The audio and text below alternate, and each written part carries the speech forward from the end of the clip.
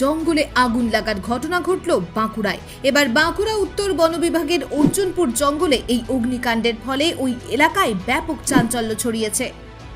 ওই এলাকার মানুষ জানান, অর্জুনপুর জঙ্গলে আগুন লাগা দেখে তারা বিষয়টি বন দফতরে জানান। দমকলের একটি ইঞ্জিন ঘটনাস্থলে এসে আগুন নেভান। খবর পেয়ে ঘটনাস্থলে পৌঁছেছেন উত্তর বন বিভাগের কর্মী আধিকারিকরা, কিন্তু এভাবে আগুন লাগানোর ঘটনায় উদ্বিগ্ন সকলেই। এর ফলে জঙ্গলের গাছের যেমন ক্ষতি হচ্ছে, তেমনই প্রকৃতির উপর তার প্রভাব পড়ছে।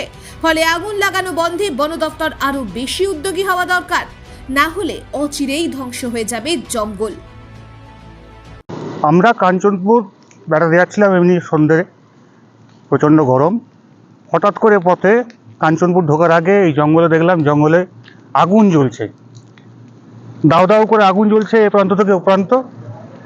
এই আগুন তো দেখে মনে হচ্ছে কেউ লাগিয়েছে।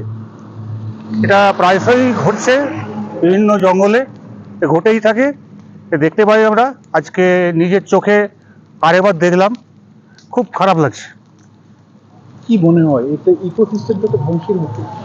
হ্যাঁ, ইকোসিস্টেমটা তো ধ্বংসের মুখে তো বটেই।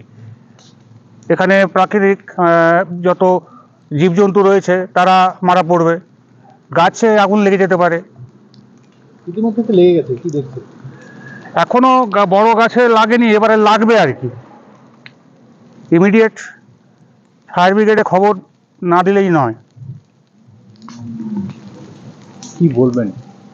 কিচ্ছু বলার নেই, কিচ্ছু বলার নেই। আপনার নাম? আমার নাম রমা প্রসাদ মিশ্র।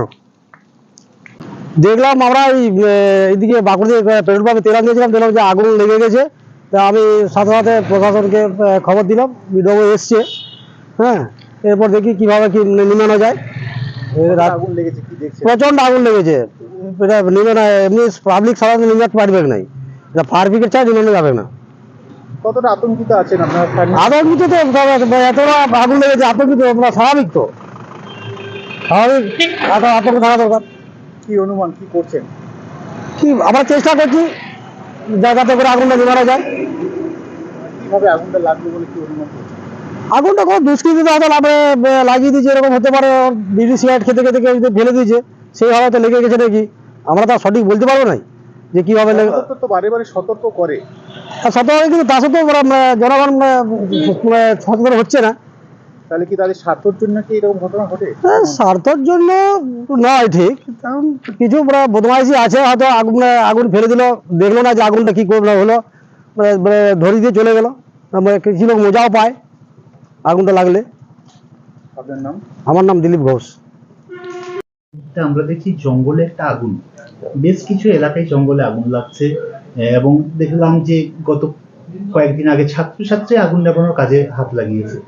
গতকালকেও দেখলাম বিভৎস আগুন, সেখানে দমকল। কি দেখছেন আপনারা?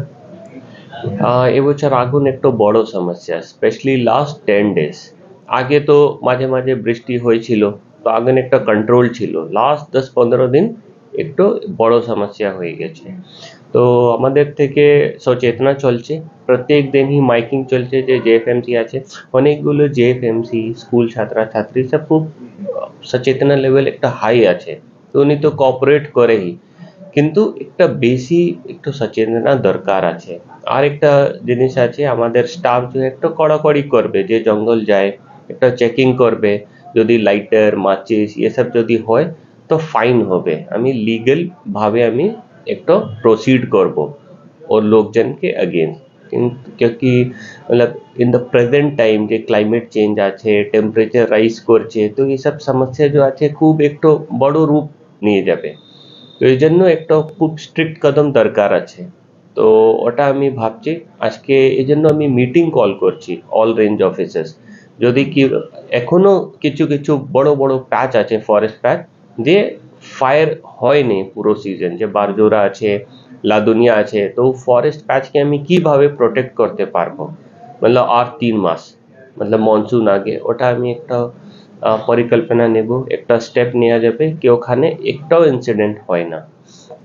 ইকোসিস্টেম তো নষ্ট হচ্ছে এই আগুন লাগার ফলে। একটু সমস্যা কি হচ্ছে, সাউথ বেঙ্গল বড় জঙ্গল আছে और फ्रैगमेंटेड पैच আছে। फ्रैगमेंटेड पैच यानी कि फॉरेस्ट बाउंड्री लेंथ অনেক আছে, আমাদের পুরো স্টাফ ফরেস্ট ভলেন্টিয়ার বনসাই মিলিয়ে 300-400 জন হবে, কিন্তু যে ফ্র্যাগমেন্টেড প্যাচ আছে অনেক আছে, 1000 হবে। 55,000 হেক্টর ফরেস্ট এরিয়া আছে, আর সিঙ্গেল প্যাচ খুব বড় বড় সিঙ্গেল প্যাচ নেই।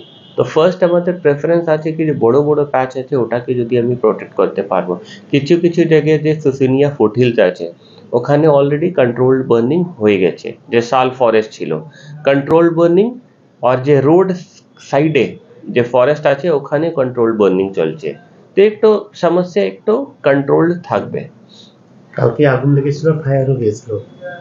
হ্যাঁ, বেশ কিছু সময় অনেক যদি বড় বড় ফায়ার হয়ে যায় তো ফায়ার ব্রিগেডও আমি হেল্প একটু পাই, আর প্রত্যেক রেঞ্জে কাছে ট্যাঙ্কারও আছে, কিন্তু যে লেভেল অফ ফায়ার আছে তো ফায়ার ব্রিগেড আর যে ট্যাঙ্কার আছে ওটা ক্ষমতা নেই ওটাকে কন্ট্রোল করার। ফায়ার ব্লোয়ার আছে, বড় বড় ফায়ার ব্লোয়ার আছে রেঞ্জের কাছে, আরও আমি কিনবো, ঠিক আছে, রেঞ্জ বিটকে আমি ইকুইপ করবো, ঠিক আছে, যতটা মতলব একটু ফায়ার প্রিভেনশন যে অ্যাবিলিটি ক্যাপাবিলিটি আছে ওটাকে এনহ্যান্স করা যায়। আর অ্যাওয়ারনেস তো প্রত্যেক দিনই চলবে। এই মুহূর্তে তো জঙ্গলে হাতিও আছে, হাতি সেক্ষেত্রে আছে। আগুনের কত সমস্যা হতে পারে? একটু বড় টেনশন ব্যাপার আছে, কিন্তু লাকিলি আর আমাদের এফর্ট আছে, আমাদের ফিল্ডে স্টাফ এফর্ট আছে কি ওখানে একটাও ইনসিডেন্ট হয় না। কারণ আছে কি একটা তো সচেতনা লেভেল ওখানে আছেই বেশি। আর দ্বিতীয় জিনিস আছে কি হাতির জন্য একটা অলরেডি প্রোটেকশন টিম থাকে 24 আওয়ার্স, যেখানে হাতি থাকে ওটা তো ওখানে তো আমি একটা বেশি রিসোর্স ডিভোট করে, তো সেম লোকজন ফায়ার প্রিভেনশন অ্যাক্টিভিটিও ইনভলভ হয়।